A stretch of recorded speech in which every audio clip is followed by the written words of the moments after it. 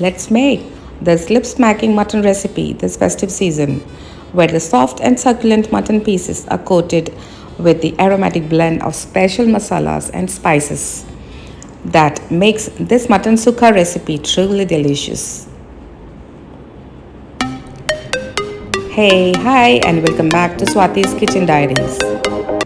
So, to begin with, into a heated pressure cooker, pour 5 tablespoons of oil and toss into bay leaves, a stick of cinnamon,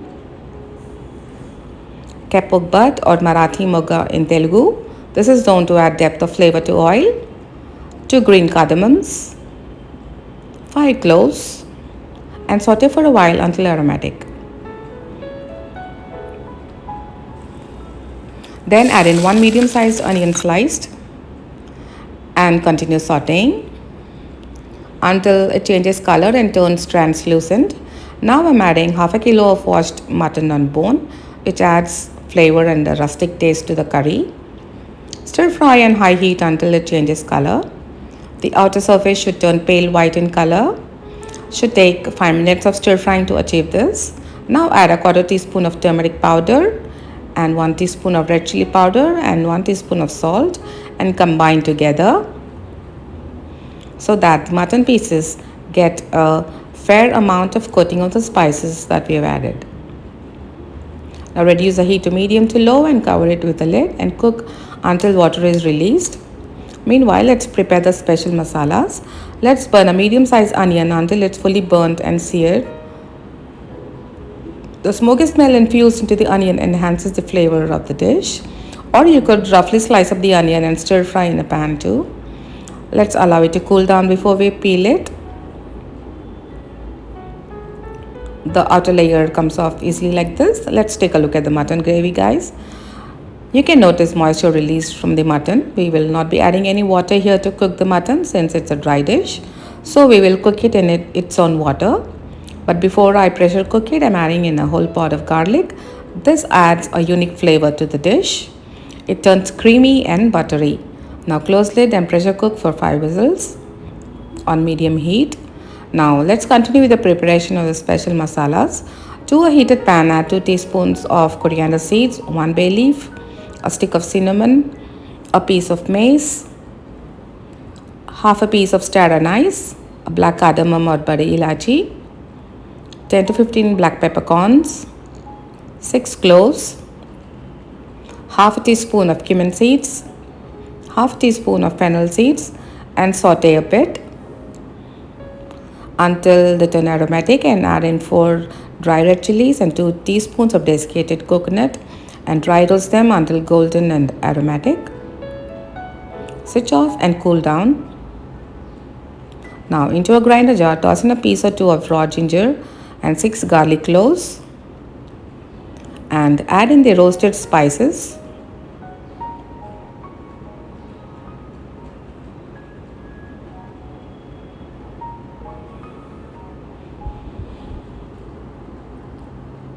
And coarse grind, and then add in the roasted onion to the spice blend. Now grind it into a paste, adding very little water. The paste should look like this. Now keep it aside for now. This is the 5th whistle that you can hear, and switch it off and let the pressure release gradually. Let's open the lid. The mutton has cooked well and turned out great. Let's start the cooking process now. Into a large skillet, pour in 5 tablespoons of oil, and these are the whole spices that go in the oil first.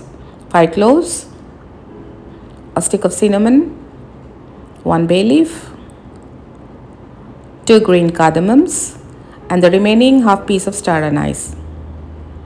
Toss them in and fry until aromatic, and then add in 1 chopped onion and saute on medium heat until light golden in color.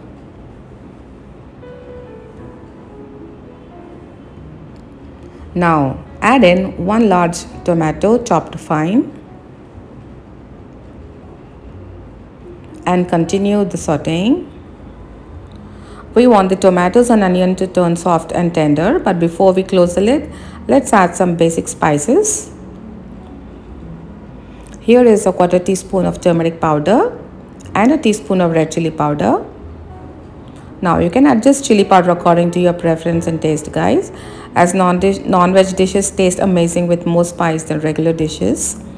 Do let me know in the comments below if you are a spice lover too like me.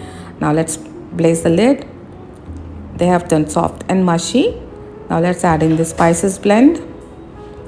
I'm telling you guys, you have to try this dish for this season and you'll thank me for sharing this recipe.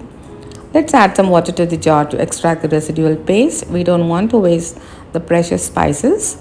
Stir to combine the ingredients and the spice mix to get a uniform gravy base. Now add in the water and mix together again.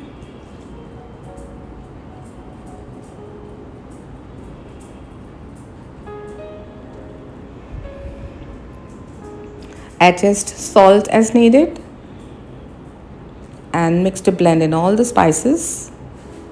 The heat should be on medium only, guys, to avoid burning of the spices. And now we need to cook until oil is released. So for this, I'm closing lid and cooking for 10 minutes.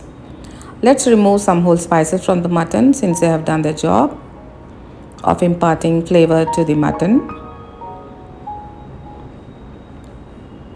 It's been 10 minutes by now and let's check on the gravy, guys.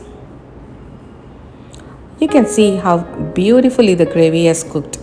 The oil floating indicates that the masalas have cooked well. Now add in the mutton along with the stock.